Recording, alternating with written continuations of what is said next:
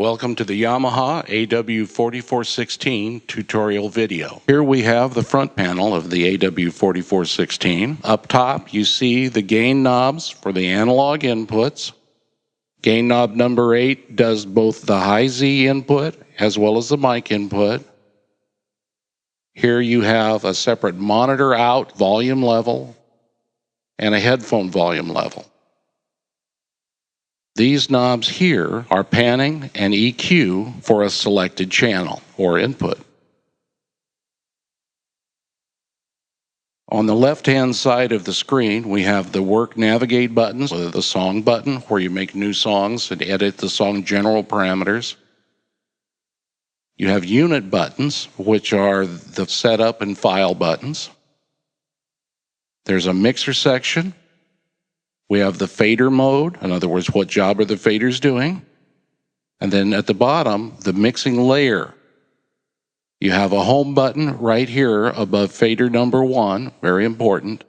And then the mixing layer buttons which tell the faders what job they're doing. Here we have the 16 faders. Above each fader is an on button and a select button, so that you can select the fader input or track for some sort of editing. All the way over to the right of fader number 16, you have a solo button. To the right of that, and at 4 o'clock from the data dial, of course, is the enter button.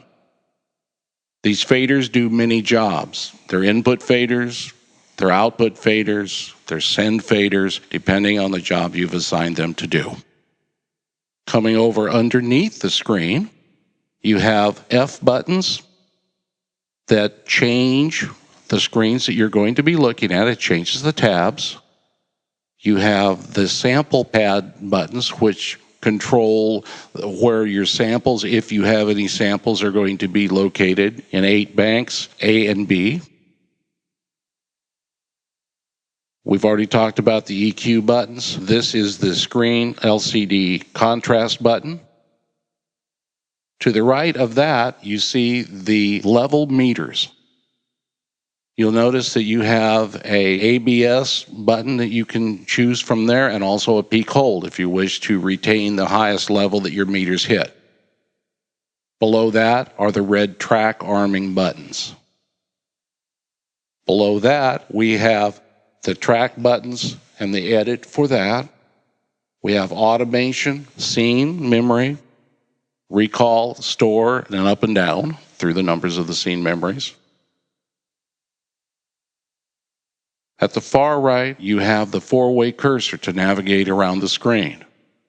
The big data knob, which is used to change values and make selections, the outside ring of which is a jog, so you can jog by pre-selected increments through the song.